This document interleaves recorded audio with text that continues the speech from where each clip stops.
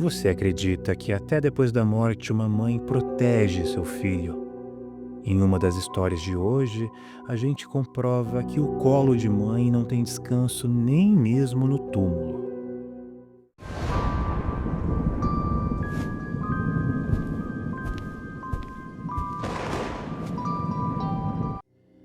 Olá, bem-vindos ao Taciturno. Meu nome é Rafael e esse é o seu canal de terror e histórias bizarras e misteriosas.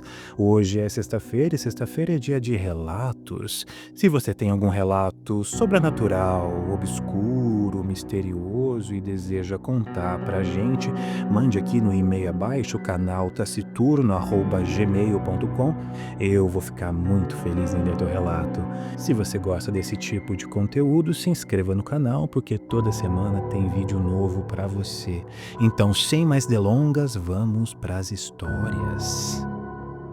E essa é uma história muito especial porque é o primeiro relato que eu recebi no e-mail e o único relato que eu recebi no e-mail. Então, por favor, me mandem histórias, porque eu preciso de histórias. Então, vamos lá. Oi, Rafael, tudo bem? Meu nome é Maria José e essa é uma história que meu tio contava pra gente nos encontros de família. A gente se reunia na cozinha ou na sala e ele sempre trazia esse caos. É uma história bem antiga, naquele tempo no interior a vida era meio dura e não tinha televisão, a luz era só de lamparina. E quando a noite caía, o pessoal se juntava para conversar e contar histórias. E foi assim que meu tio contou esse caos tantas vezes que acabou ficando marcado em mim. Era sobre uma mulher simples, quieta, quase invisível. Ela conheceu um homem de palavra firme, autoritário. Os dois casaram numa igreja lá perto. E desde o início ele dizia a mesma coisa, que ele queria um filho homem, um herdeiro. Ele repetia tanto que parecia que não havia espaço para outra possibilidade. Só que a mulher carregava um medo dentro dela. E se fosse uma menina? Ela tinha medo que o marido não aceitasse que o amor que recebia ia acabar ali.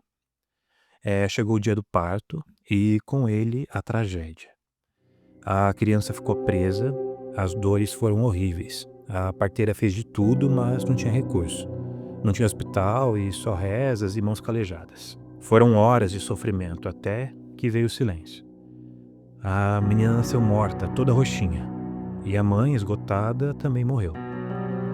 Naquele tempo era comum velar as pessoas em casa, e por algum motivo essa mulher foi velada sem caixão. Colocaram a mãe e a filha numa mesa de madeira e iluminadas pelas velas. O corpinho pequeno repousava nos braços da mãe, como se estivessem dormindo juntas. Foi aí que começaram os cochichos. Os antigos diziam que aquilo era castigo. O marido tinha passado a vida inteira desprezando a ideia de uma filha mulher, pedindo só um menino, e agora tinha perdido tudo. Enquanto rezavam, aconteceu uma coisa. A menina começou a escorregar devagar do colo da mãe morta, deslizando pelo vestido branco. E então, a mão dela se moveu dura, fria, mas firme, e segurou a filha de volta contra o peito. Diz que foi gente correndo para todo lado depois desse dia, a casa foi fechada e nunca mais ninguém teve coragem de velar um corpo ali. Eu, hein? Bom, o próximo relato chama A Velha no Porão. Quando eu era pequeno, minha mãe sempre contava essa história. Eu e minha irmã somos gêmeos.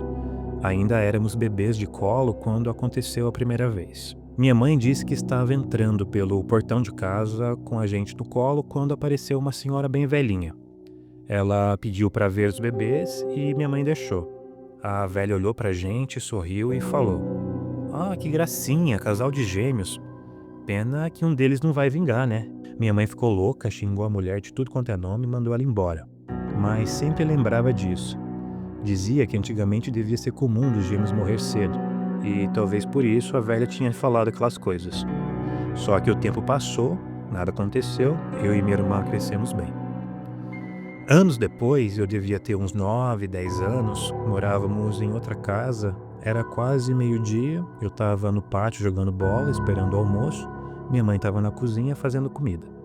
De repente, ela conta que olhou para a porta e lá estava a mesma velha parada dentro da cozinha.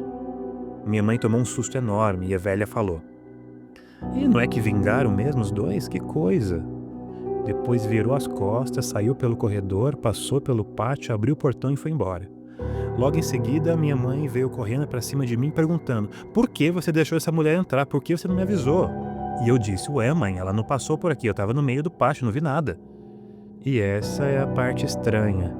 Para chegar na cozinha não tinha outro jeito, ou se passava pelo corredor externo, bem na minha frente, ou atravessava os cômodos da casa. De qualquer forma, eu teria que ter visto.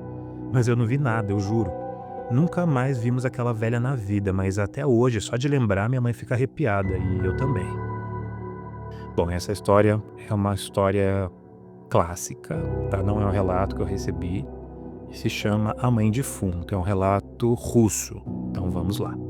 Essa história é antiga, mas dizem que aconteceu de verdade em tempos mais próximos dos nossos. Um casal jovem vivia feliz, amado pelos vizinhos, ela engravidou e teve um bebê saudável. Mas o parto foi complicado demais. A mãe não resistiu e morreu logo depois. O pai ficou desesperado. Além da dor da perda, havia o medo. Como criar um bebê sozinho? Quem iria cuidar da criança, dar leite, dar carinho? E sem ter escolha, ele contratou uma senhora da vizinhança para ajudar. Só que algo começou a acontecer. Durante o dia, o bebê não parava de chorar. Não mamava, não dormia, não se acalmava de jeito nenhum. Mas à noite o silêncio era absoluto.